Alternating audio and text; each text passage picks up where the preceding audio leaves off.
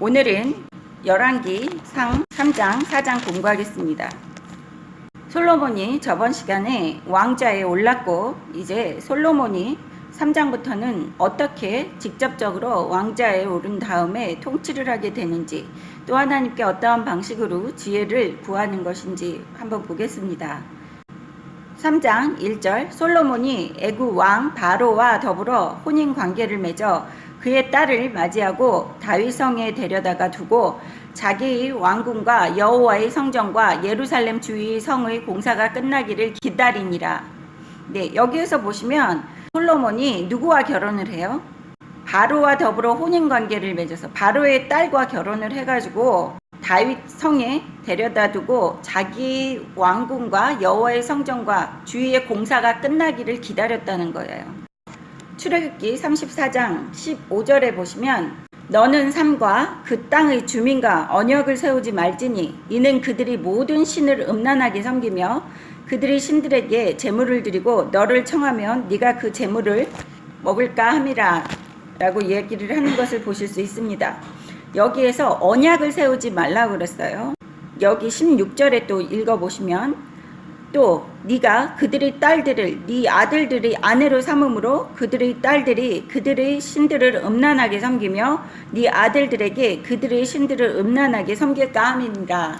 네, 서로 결혼하지 말라고 그랬어요. 안 믿는 다른 이방 종족과 결혼하지 말라고 그랬는데 솔로몬은 여기에서 바로의 딸을 자신의 아내로 맞이해서 다윗성에 데려다가 준다고 얘기를 하는 것을 보실 수 있어요. 이렇게 솔로몬은 첫 번째 단추를 잘못 끼고 있는 것을 보실 수 있습니다. 솔로몬의 부인이 바로의 딸이에요. 우상 숭배하는 바로, 또 이집트, 그리고 애굽 이렇게 얘기하면 세상적인 것에 우두머리라고 생각하는 것이 바로입니다. 지금 현재를 살고 있는 우리 하나님의 자녀들도 그랬는데 여기 솔로몬이 그것을 지키지 않았다는 거예요. 그러면 이게 무슨 뜻을 의미하느냐 하면 솔로몬이 모세 오경에 대해서 무지했다거나 아니면 솔로몬이 하나님의 말씀을 중요하게 생각하지 않았다는 뜻이죠. 그래서 이 솔로몬이 처음부터 이방인의 딸과 결혼함으로써 나중에 이게 솔로몬의 올무가 됩니다. 잘못이 되고 솔로몬이 계속 타락하면서 하나님의 말씀에 불순종하는 것이 여기 열왕기상 11장 3절 한번 보겠습니다. 왕은 후궁이 700명이요 첩이 300명이라 그의 여인들이 왕의 마음을 돌아서게 하였더라. 4절에 보시면 솔로몬의 나이가 많을 때에 그의 여인들이 그의 마음을 돌려 다른 신들을 따르게 하였으므로 왕의 마음이 그의 아버지 다윗의 마음과 같지 아니하여 그의 하나님 여호와 앞에 온전하지 못하였으니. 그래서 얼마나 배우자가 중요한지, 예수 믿는 사람과 결혼해야지 되는 것이 지금 현재를 살고 있는 하나님의 자녀들이 얼마나 중요한지를 여기에서 이야기하고 있는 것을 보실 수 있습니다. 물론 저처럼 안 믿는 분이랑 결혼을 해서 예수 믿게 만들 수 있다 그러면 좋은 거예요. 그렇지만 이거는 극히 드문 일입니다. 아주 힘들기 때문에 하나님께서 하나님의 자녀들이 힘든 길을 가지 않게끔 하시기 위해서, 또 실족해서 아예 하나님의 자녀였다가 독사의 새끼가 되지 않게 하기 위해서 이방인들과의 결혼을 금기시하시는 이 모세 오경의 출애굽기에서의 말씀을 볼 수 있습니다. 사람이 지금 현재는 내 마음을 굳건하게 지키리라 하지만 세월이 가면서 마음이 바뀔 수 있다는 거예요. 특히 남자들은 여자가 하는 말에 잘 넘어갑니다. 베개 속 송사라고 그래요, 우리나라에서. 그래서 창세기에도 선악과 나무의 열매를 먹은 것이 맨 처음에 누가 먼저 먹었어요? 하와가 먼저 먹었어요. 이브가 먼저 먹고 남편을 꼬셨습니다. 남편은 싫다 그랬는데 하나님이 먹지 말라 그랬다. 근데 하와가 아담을 계속 꼬셔가지고 먹게끔 만들었어요. 그래서 여자들이 남자를 더 꼬실 수 있는 확률이 높다는 것이죠. 그래서 지금 현재를 살고 있는 우리들도 보면 여자의 종교가 그 집안의 종교를 좌지우지합니다. 저도 그렇지만 보통 남자가 열심히 하나님을 믿고 여자가 안 믿는 사람이면 결국에는 안 믿는 집이 돼요. 근데 보통 여자가 열심히 하나님을 믿고 또 남편이 안 믿는 사람이면 예수 믿게 되더라고요, 남자들이. 그래서 여기에서 솔로몬은 모세 오경을 경시 여겼고 또 자신의 힘을 키우기 위해서 힘센 그러한 국가들과 혼인 관계를 맺는 것을 보실 수 있어요. 이거는 누구의 방식이라고요? 이거는 사람들의 방식입니다. 하나님만 100% 의지 안 하는 솔로몬을 여기에서 1절에서 딱 보면 알 수 있습니다. 2절, 그때 여호와의 이름을 위하여 성전을 아직 건축하지 아니하였으므로 백성들이 산당에서 제사하며 솔로몬이 여호와를 사랑하고 그의 아버지 다윗의 법도를 행하였으나 산당에서 제사하며 분향하더라. 네, 여기에서 중요한 것이 성전을 아직 건축하지 않고 다윗이 성전을 짓기 위해서 재료는 다 준비를 해놨었습니다. 예물들과 보물들과. 근데 아직 성전을 세우지 않았기 때문에 산당에서 제사하다. 산당이라고 그러는 게 이거는 천막 같은 것인데 산에다가 지어놓은 거예요. 제일 높은 곳. 그래서 산당이라고 합니다. 높은 곳에 지어놓은 성소라고 말하는 성막을 이야기하는 것입니다. 하지만 3절에 보시면 여호와를 사랑을 했대요. 그렇지만 하나님의 법도를 따랐다는 이야기를 안 하는 것을 보실 수 있어요. 다윗의 법도를 행하였다고 그래요. 다윗의 법. 아버지가 살은 것처럼 살았는데 하나님의 법을 행했다고 이야기 안 하는 것은 여기 1절에 솔로몬이 바로의 딸과 결혼을 함으로써 하나님의 법도를 따르지 않았기 때문에 여기에서 다윗처럼 하나님을 사랑했다는 거예요. 사랑하는 마음은 다윗처럼 있었다는 것이죠. 4절, 이에 왕이 제사하러 기브온으로 가니 거기는 산당이 큼이라. 솔로몬이 그 제단에 1천 번제를 드렸더니 기브온에서 밤에 여호와께서 솔로몬의 꿈에 나타나시니라. 하나님이 이르시되 내가 너에게 무엇을 줄고 너는 구하라. 여기에서 보시면 4절에 기브온으로 갔는데 거기 산당이 더 컸대요. 기브온은 하나님을 섬기지 않는 선택받지 못한 백성이었어요. 여호수아가 가나안 땅을 정복할 때 기브온 사람들이 지혜를 내서 여호수아를 속이고 언약을 합니다. 여호수아 9장 15절 보시면 무리가 그들의 양식을 취하고 어떻게 할지를 여호와께 묻지 아니하고 여호수아가 그들과 화친하여 그들을 살리리라는 조약을 맺고 회장 족장 중에 그들에게 맹세하였더라. 네, 여기에서 보시면 이들이 이렇게 족장들과 여호수아와 먼저 언약을 맺었던 그것을 하나님께서 기억을 하시고 기브온 사람들을 죽인 것에 대해서 그 이스라엘의 일대 왕인 사울의 후손들 7명을 데려다가 기브온 사람들의 한을 풀기 위해서 여호와 앞에서 목매달아서 7명을 죽였습니다. 그랬는데 열왕기 상 3장에서 여기에서 또 이야기하는 것을 보실 수 있어요. 4절에 기브온으로 가니 거기는 산당이 더 컸대요. 이스라엘 백성들의 산당보다 기브온 사람들, 선택받지 못한 사람, 기브온 사람들의 산당이 더 크게 저어놓은 거예요. 그래서 무슨 소리냐면 이 기브온 사람들이 선택된 백성 이스라엘과 언약을 맺고 여호수아 시대 때부터 이스라엘 사람들과 같이 합류해서 살다 보니까 이 사람들이 하나님을 믿게 됐다는 뜻이에요. 그래서 여기에서 구약에서도 보면 선택받지 못한 백성이 이방인이 하나님 앞에 제사드리고 하나님을 경배하며 살았던 그 기록물이 여기에 있다는 것입니다. 우리는 이 세상 사람들과 어울려서는 안 돼요. 기브온 사람들이 이스라엘 백성처럼 하나님을 섬기는 것처럼 우리가 이 세상 사람들과 어울리고 다른 신을 섬기는 사람들과 휩쓸려서 다니다 보면 이렇게 기브온 사람처럼 예수를 믿게 되든지 아니면 솔로몬처럼 나이가 들어서 하나님의 말씀을 어기는 우상 숭배하는 그러한 죄악을 범할 수 있다는 것입니다. 아주 중요한 말씀이기 때문에 여기에서는 꼭 새겨서 들으셔야지 되는 거예요. 이스라엘 백성보다 산당을 더 크게 지었기 때문에 이스라엘의 제일 우두머리인 솔로몬이 이방인이 지어놓은 산당에 가서 번제를 드렸대요. 1000번제. 1000번씩이나 제사를 드리는 거예요. 하나님 앞에. 제사를 1000번을 드리고 나니까 하나님께서 솔로몬에게 꿈으로 나타나셔서 물어보십니다. 6절 솔로몬이 이르되 주의 공 내 아버지 다윗이 성실과 공의와 정직한 마음으로 주와 함께 주 앞에서 행함으로 주께서 그에게 큰 은혜를 베푸셨고 주께서 또 그를 위하여 이 큰 은혜를 항상 주사 오늘과 같이 그의 자리에 앉을 아들을 그에게 주셨나이다. 이렇게 처음에 감사한 마음을 표시하는 것을 보실 수 있습니다. 하나님께서 다윗에게 주신 축복과 그 은혜는 다윗이 성실과 공의와 정직한 마음으로 하나님을 섬겼기 때문이라고 여기 솔로몬이 또 이야기를 해요. 그러면 자기도 성실과 공의와 정직한 마음으로 하나님을 섬기겠다는 것이죠. 그래서 7절 나의 하나님 여호와여 주께서 종으로 종의 아버지 다윗을 대신하여 왕이 되게 하셨사오나 종은 작은 아이라 출입할 줄을 알지 못하고 주께서 택하신 백성 가운데에 있나이다. 그들은 큰 백성이라 수요가 많아서 셀 수도 없고 기록할 수도 없사오니. 네, 여기에서 보시면 7절에 하나님께서 우리 아버지에게 축복을 하시고 또 아버지의 아들인 나를 왕으로 세우셨는데 종은 작은 아이라. 7절 마지막 쪽에 보시면 종은 작은 아이라. 솔로몬이 겸손하고 낮아져 있는 마음을 볼 수 있습니다. 나는 작고 아이처럼 힘이 없습니다. 출입할 줄을 알지 못하고, 그러니까 때를 분별하지 못한다는 거예요. 갈 때와 멈출 때와, 그러니까 사립 분별이 없는, 아직 아무것도 할 수 없는 그러한 아이와 같은 사람입니다 라고 겸손하게 하나님께 자신을 아뢰는 것을 보실 수 있습니다. 그래서 우리도 이렇게 하나님 앞에 나갈 때 내가 이렇게 낮아지고 겸손한 마음이 있어야지 된다는 거예요.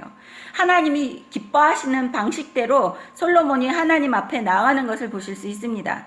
근데 8절에 보시면 주께서 택하신 백성 가운데 있나이다. 이렇게 똑같이 나는 바보 같고 어리석고 아이 같고 힘이 없고 사리 분별을 못하는데, 근데 이 백성들이 얼마나 인구가 많은지 그들은 큰 백성이라 수요가 많아서 셀 수도 없고 기록할 수도 없다고 이야기하는 것을 보실 수 있어요.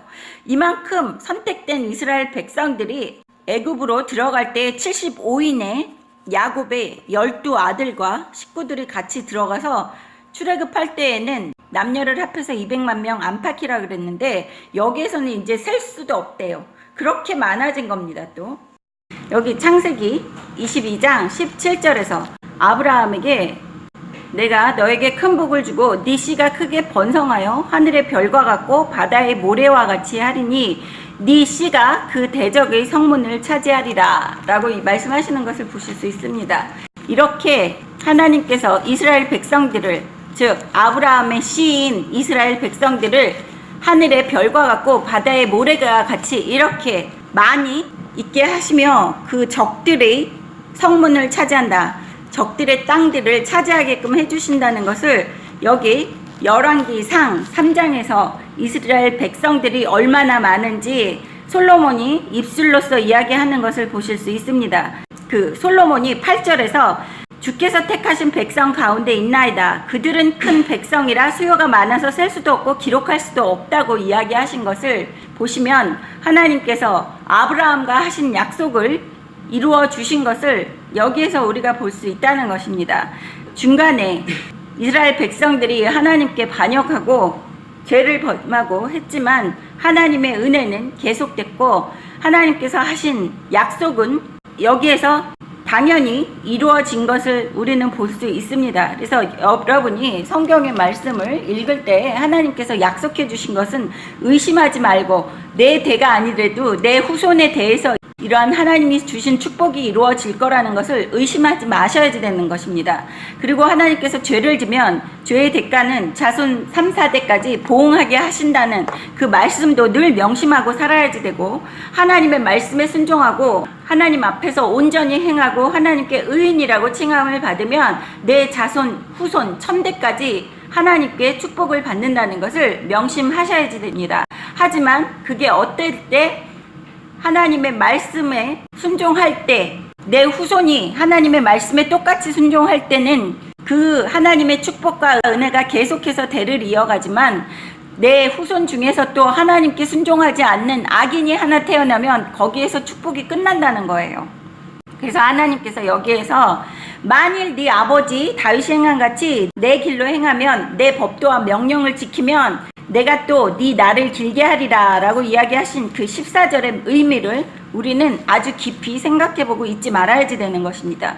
그래서 여기 다윗이 하나 실수한 것이 3장 1절에서 솔로몬이 이방 여인과 결혼을 하지 못하게끔 모세오경을 잘 가리키고 교육을 잘 시켰어야지 됨에도 불구하고 다윗은 그 모세오경을 교육시키는 것에 대해서 소홀히 했다는 것을 여기 1절에서 보실 수 있어요.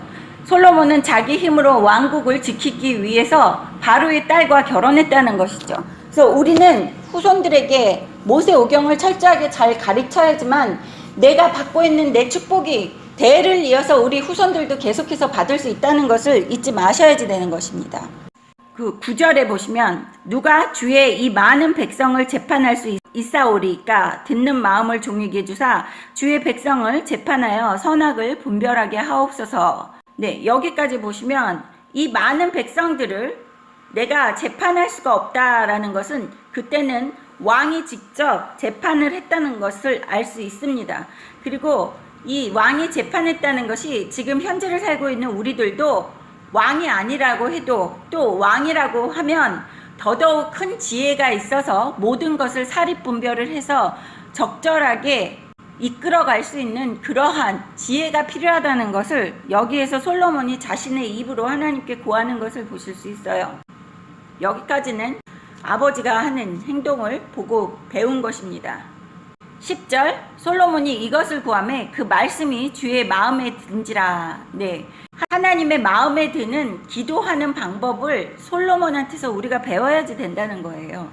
하나님이 뭐라 그러시느냐 하면 11절에 이에 하나님이 그에게 이르시되 네가 이것을 구하도다. 자기를 위하여 장수하기를 구하지 아니하며 부도 구하지 아니하며 자기 원수의 생명을 멸하기도 구하지 아니하고 오직 송사를 듣고 분별하는 지혜를 구하였으니 내가 네 말대로 하여 너에게 지혜롭고 총명한 마음을 주노니 네 앞에서도 너와 같은 자가 없었거니와 네 뒤에서도 너와 같은 자가 일어남이 없으리라. 내가 또 네가 구하지 아니한 부귀와 영화도 너에게 주노니 네 평생에 왕들 중에서 너와 같은 자가 없을 것이라. 네가 만일 네 아버지 다윗이 행한같이 내 길로 행하며 내 법도와 명령을 지키면 내가 또 네 날을 길게 하리라. 솔로몬이 깨어보니 꿈이더라. 이에 예루살렘에 이르러 여호와의 언약궤 앞에 서서 번제와 감사의 제물을 드리고 모든 신하들을 위하여 잔치하였더라. 네, 여기에서 보시면 솔로몬의 꿈에 나타나신 하나님께서 기뻐하시면서 말씀하시는 것이 장수하는 것을 구하지 않았다. 오래 사는 것도 구하지 않았고 부유하게 하는 것도 구하지 않았고 원수의 생명을 멸하기를도 구하지 않았다. 적군을 무찌르는 것에 대해서도 구하지 않고 오로지 하나님의 지혜를 구했다는 것이에요. 올바르게 이 세상을 살 수 있는 그러한 지혜를 하나님께 구한 것을 하나님이 아주 기뻐하시면서 12절에 보시면 지혜와 총명한 마음을 하나님께서 솔로몬에게 주신다고 합니다. 여기 중요한 것이 네 전에도 너와 같이 지혜롭고 총명한 왕이 없었을 거고 네 앞에서도 너와 같은 자와 없거니와 네 뒤에도 너와 같은 자가 일어남이 없으리라. 미래에도 우리가 사는 이제 이 세상이 끝나는 미래까지도 솔로몬과 같이 지혜로운 사람이 없을 거라고 하나님께서 여기에서 이야기하시는 것을 보실 수 있습니다. 그래서 하나님이 얼마나 크나큰 은혜를 솔로몬에게 내려주신 것인지를 우리가 알 수 있습니다. 우리가 아무리 하나님께 지혜를 달라고 그래도 솔로몬보다 큰 지혜는 안 주실 것 같아요. 성경을 읽어보면 13절에 보시면 또 하나님께서 구하지 아니한 그러한 축복도 주세요. 우리나라 옛날에 동화책에 보면 금도끼 은도끼라고 있죠.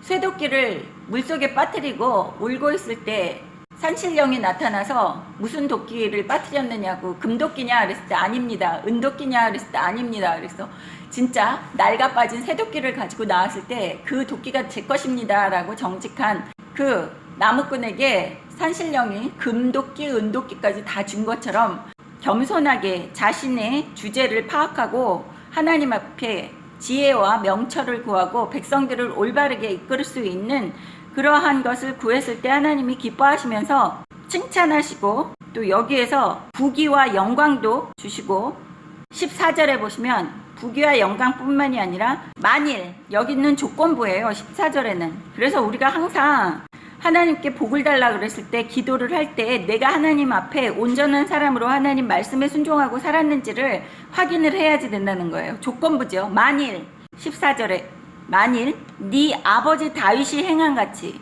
다윗처럼 네가 나의 법도와 명령을 지키면 네 생명도 길게 해준다는 거예요. 장수하게끔 해주시겠다고 조건부적인 그 장수를 이야기해 주시는 것을 보실 수 있습니다. 그래서 우리가 욕심으로 구하면 하나님께서 우리에게 내려주시는 그러한 축복이 없다는 것입니다.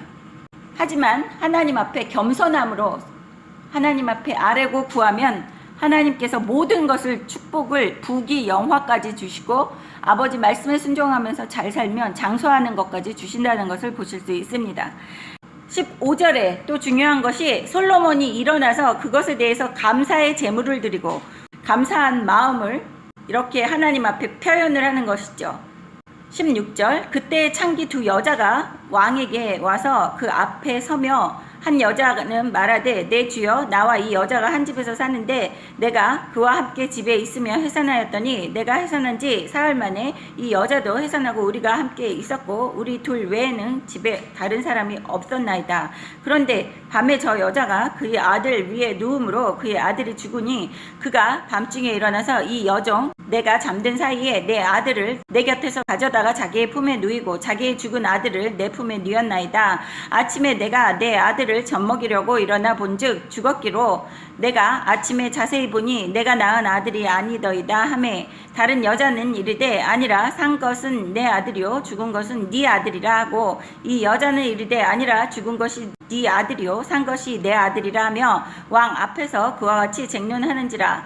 왕이 이르되 이 여자는 말하기를 산 것은 내 아들이요 죽은 것은 네 아들이라고 저 여자는 말하기를 아니라 죽은 것이 네 아들이요 산 것이 내 아들이라 하는도다 하고 또 이르되 칼을 내게로 가져오라 하니 칼을 왕 앞으로 가져온지라. 왕이 이르되 산 아이를 둘로 나누어 반은 이 여자에게 주고 반은 저 여자에게 주라. 그 산 아들의 어머니 되는 여자가 그 아들을 위하여 마음이 불붙는 것 같아서 왕께 아뢰어 청하건대 내 주여 산 아이를 그에게 주시고 아무쪼록 죽이지 마옵소서 하되 다른 여자는 말하기를 내 것도 되게 말고 네 것도 되게 말고 나누게 하라 하는지라. 왕이 대답하여 이르되 산 아이를 저 여자에게 주고 결코 죽이지 말라. 저가 그의 어머니이니라 하매 온 이스라엘이 왕이 심리하여 판결함을 듣고 왕을 두려워하였으니 이는 하나님의 지혜가 그의 속에 있어 판결함을 봄이더라.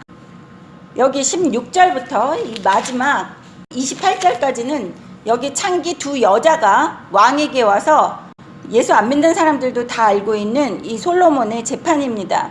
여기에서 보시면 창기기 때문에 같은 집에서 같이 살았던 거예요. 그래서 이 여자가 사흘 지나서 다른 여자가 아기를 낳았는데 아기가 일어나 봤더니 자기 아기가 죽어 있고 다른 여자 아기는 살아 있다는 것이죠. 자세히 보니까 내 아기가 아니라 내 아기는 저 여자가 가져가고 저 여자의 죽은 아기를 나한테 데려다 놓고 자기 아기인 척하니 이것을 재판해 달라고 솔로몬한테 온 거예요. 근데 솔로몬이 칼을 가져다가 이 아기를 반으로 나누어서 반반씩 가지라고 하는 것이죠. 지혜가 뛰어난 것을 보실 수 있습니다. 출애굽기 21장 35절에 보십시오. 이렇게 솔로몬이 반반씩 잘라서 죽이라고 이야기한 것은 모세 오경, 결혼하는 것은 자기 마음대로 했는데 또 재판할 때는 모세 오경에 따라서 하는 것을 보실 수 있어요. 출애굽기 21장 35절에 보시면 하나님께서 물것에 대해서 서로가 분쟁이 있을 경우에는 어떻게 해야지 되는지를 이야기해 놓고 계신 것입니다. 이 사람의 소가 저 사람의 소를 받아 죽이면 살아있는 소는 팔아서 그 값을 반으로 나누고 또한 죽은 것도 반으로 나누려니와. 그래서 주인이 서로가 자기 거라고 그러고 주인이 두 명이 있다고 그러면 반으로 나누려는 거예요. 살아있는 것을 반으로 나눌 수 있는 방법은 파는 건데 갓난아기는 팔 수가 없죠. 갓난아기를 살 사람도 없고요. 그래서 여기에서 솔로몬이 그렇게 모세 오경대로 재판을 하는 것을 보실 수 있습니다. 그때 여기 여자가 나쁜 여자, 아기를 죽인 여자가 하는 말이 내 것도 되는 것도 싫고 저 여자 것도 되는 것이 싫으니까 그냥 아기를 죽여서 반을 나눠서 서로 나눠달라고 이야기하는 것을 보실 수 있어요. 이것은 이 여자가 사랑이 없다는 것입니다. 사랑이 없기 때문에 이렇게 아기를 죽인다고 했는데도 이 여자의 이 표독스럽고 독사의 자식과 같은 말을 볼 수 있어요. 하지만 친엄마는 아기 죽는 것을 너무 놀라고 두려워하고 무서워했기 때문에 죽이지 말고 저 여자에게 주라, 내 얘기가 아니다 라고 이야기하는 그 모습을 보고 솔로몬이 재판을 올바르게 한 것이죠. 그랬을 때 여기 28절에 중요한 것이 왕을 두려워했다고 합니다. 이 판결을 본 모든 백성들이 왕을 두려워했다고 해요. 자신들의 판결이 아님에도 불구하고 왕이 얼마만큼 지혜롭고 현명한지를 알기 때문에 백성들이 함부로 거짓말을 하지 못하게끔 하는 것입니다. 지혜로운 왕 한 명으로 죄를 질 수 있는 그러한 백성들이 두려움에 떨면서 위계 질서가 잡히며 범죄하는 것이 줄어들었다는 뜻입니다. 왕을 두려워하였으니 이스라엘 백성들이 하나님의 말씀에 순종하는 그러한 조건을 만들 수 있는 충분한 환경을 제시해 주었다는 것이죠. 하나님의 지혜가 그의 속에 있어 판결함을 봄이더라. 왕이 하나님과 함께하는 왕이라는 것을 백성들이 알게 되었다는 것을 이야기합니다. 4장 솔로몬이 온 이스라엘이 왕이 되었고 그의 신하들은 이러하니라. 사독의 아들 아사리야는 제사장이요 시사의 아들 엘리호렙과 아히야는 서기관이요 아힐루스의 아들 여호사밧은 사관이요 여호야다의 아들 브나야는 군사령관이요 사독과 아비아달은 제사장이요 나단의 아들 아사리야는 지방관장의 두령이요 나단의 아들 사봇은 제사장이니 왕의 벗이요 아히살은 국내 대신이요 압다의 아들 아도니람은 노동 감독관이더라. 여기에서 보시면 솔로몬이 어떻게 나라를 통치하기 위해서 벼슬들을 두는지를 여기에서 이야기하고 있는 것입니다. 7절 솔로몬이 또 온 이스라엘의 12지방 관장을 두매 그 사람들이 왕과 왕실을 위하여 양식을 공급하되 각기 1년에 한 달씩 양식을 공급하였으니 그들의 이름은 이러하니라. 에브라임 산지에는 벤후리요 마가스의 사알빔과 베세메스와 엘론벳 하난에서는 벤데겔이요 아르봇에서는 벤헤세디니 소고와 헤벨은 땅을 그가 주관하였으며 나닷 돌 높은 땅 온 지방에는 베아비나답이니 그는 솔로몬의 딸 다밧을 아내로 삼았으며 바안낫과 무깃도와 이스라엘의 아래 사르단 가에는 베스안 온 땅에 아힐루스의 아들 바아나가 맞았으니 베스안에서부터 아벨 무흘라에 이르고 용려한 바깥까지 미쳤으니 길라앗 라봇에서 벤게벨이니 그는 길르앗에 있는 므낫세의 아들 야엘이 모든 마을을 주관하였고 또 바산 아르곱의 땅 성벽과 높이장이 있는 60개의 큰 성읍을 주관하였으며 마하나임에는 이또의 아들 아히나답이요 납달리에는 아히마아스이니 그는 솔로몬의 딸 바스맛을 아내로 삼았으며 아셀과 아로스는 후세의 아들 바하나요 이사갈에는 바루아의 아들 여호사밧이요 베냐민에는 엘라의 아들 시므이요 아무리 사람의 왕 시온과 바산 왕 옥의 나라 길라 땅에는 우리의 아들 게벨이니 그 땅에서는 그 사람만 집안 광장이 되었더라. 네, 여기에서 보시면 이렇게 솔로몬이 자신이 어떻게 사람들을 관장하고 나라를 다스리는지 우두머리를 세운 것에 대해서 이야기합니다. 여기에서 12지방 12행정관을 두었다는 것은 지방 장관으로부터 중앙 정부를 운영하는 데 필요한 재원을 조달했다고 여기에서 7절에 보실 수 있습니다. 그 7절에 양식을 공급받았대요. 매달 한 달에 한 번씩. 재밌는 것이 사무엘상 8장 6절 한번 보시겠습니다. 왕을 먹여 살리기 위해서 12행정구역에서 이렇게 한 달에 한 번씩 조공을 바쳤다는 것을 보실 수 있습니다. 근데 이것이 하나님께서 이야기하신 그 말씀대로 행하는 이스라엘 백성들입니다. 8장 6절에 보십시오. 이스라엘 백성들이 우리에게 왕을 주어 우리를 다스리게 하라 했을 때에 사무엘이 그것을 기뻐하지 아니하여 여호와께 기도하며 여호와께서 사무엘에게 이르시되 백성이 너에게 한 말을 다 들으라. 이는 그들이 너를 버리니 아니요 나를 버려 자기들을 왕이 되지 못하게 함이니라. 내가 그들을 애굽에서 인도하여 낸 날부터 오늘까지 그들이 모든 행사로 나를 버리고 다른 신들을 섬긴 같이 내게도 그리하는도다. 그러므로 그들의 말을 듣되 너는 그들에게 엄히 경고하고 그들을 다스릴 왕의 제도를 가르치라. 사무엘이 왕을 요구하는 백성에게 여호와의 모든 말씀을 말하여 이르되 너희를 다스릴 왕의 제도는 이러하니라.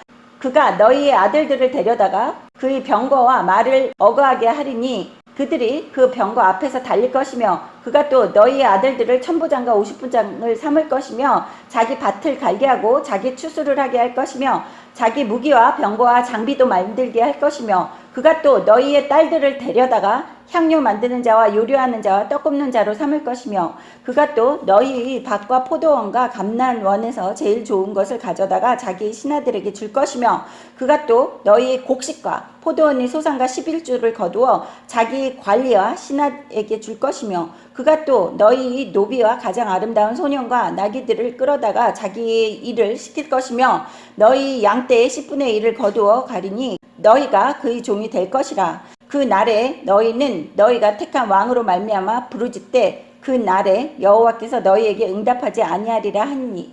네, 여기에서 보시면 이렇게 하나님께서 왕의 제도를 확실하게 말씀해 주신 것을 이스라엘 백성들이 그대로 시행하면서 왕에게 한 달에 한 번씩 양식을 공급하는 일을 보실 수 있습니다.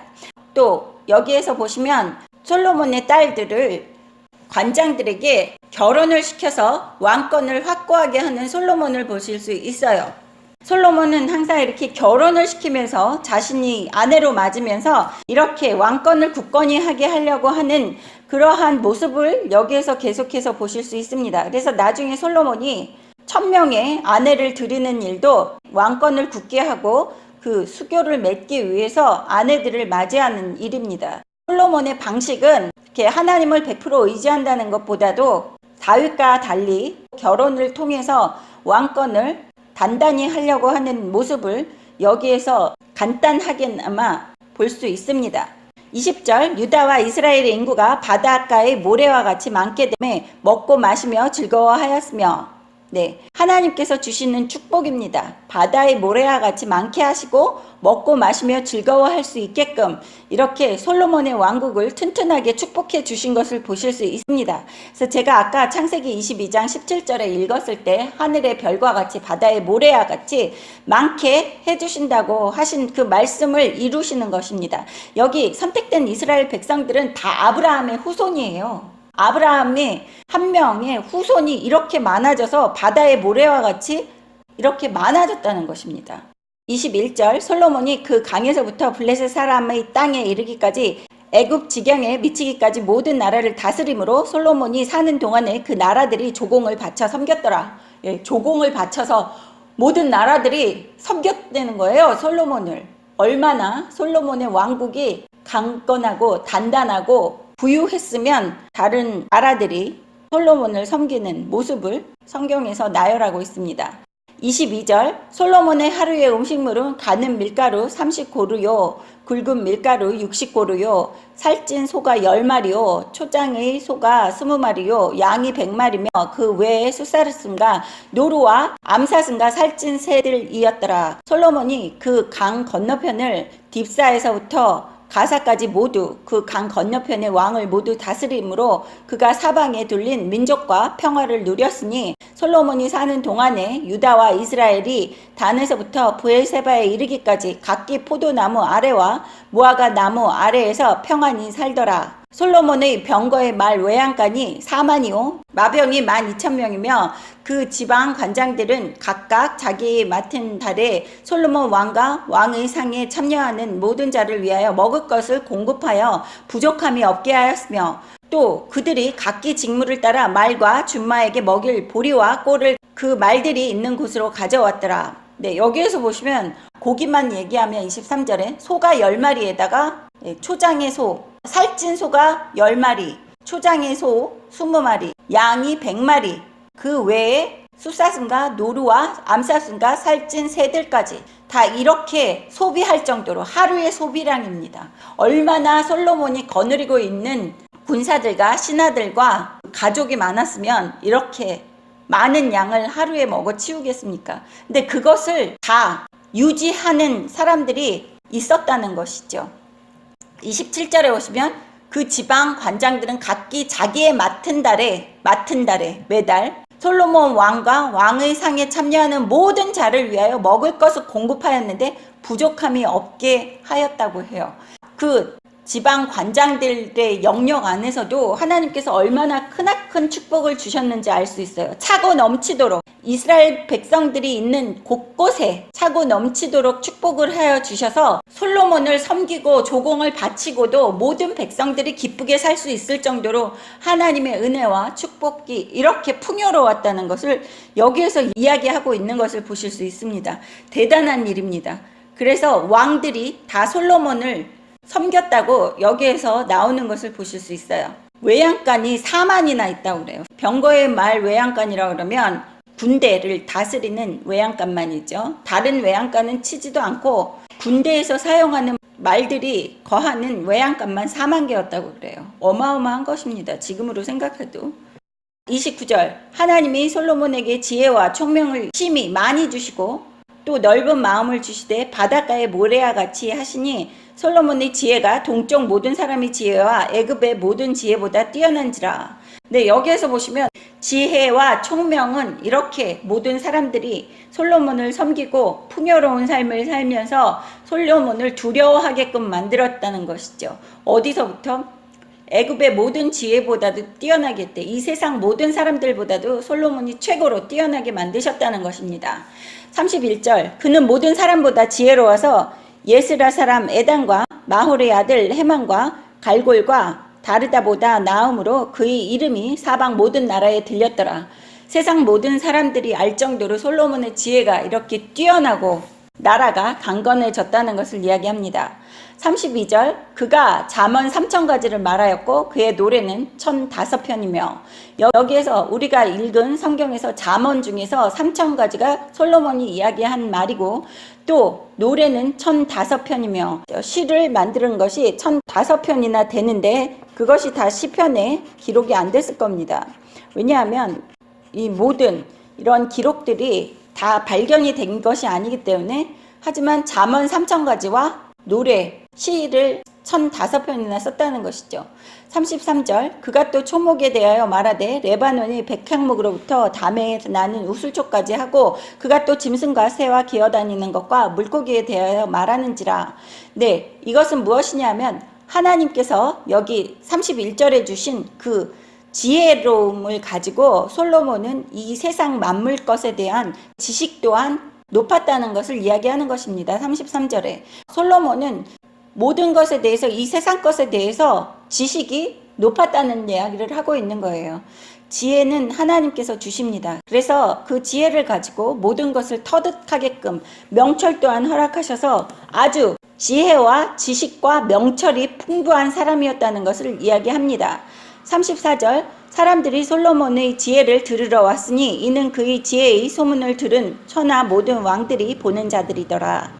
네, 모든 왕들이 사람들을 보내서 솔로몬의 지혜를 듣고 와라 하고 사람들이 모여왔다는 것을 이야기하는 것을 보실 수 있습니다. 이렇게 최고의 축복을 받았던 그 솔로몬 제국이 반짝하고 역사에서는 별로 기록이 없죠. 그것은 하나님 앞에 이스라엘 백성들이 반짝하고 순종했다는 뜻입니다. 그래서 우리 삶에서 하나님 앞에 계속해서 축복을 받고 역사 속에서도 오랫동안 몇천 년 동안 몇 만 년 동안 계속해서 기록되어지고 축복받고 모든 사람들 머리 위에 있고 모든 사람들이 나를 섬기게끔 하기 위해서는 우리는 오로지 하나님 말씀에 순종하며 하나님의 기쁨이 되어야지 된다는 것입니다.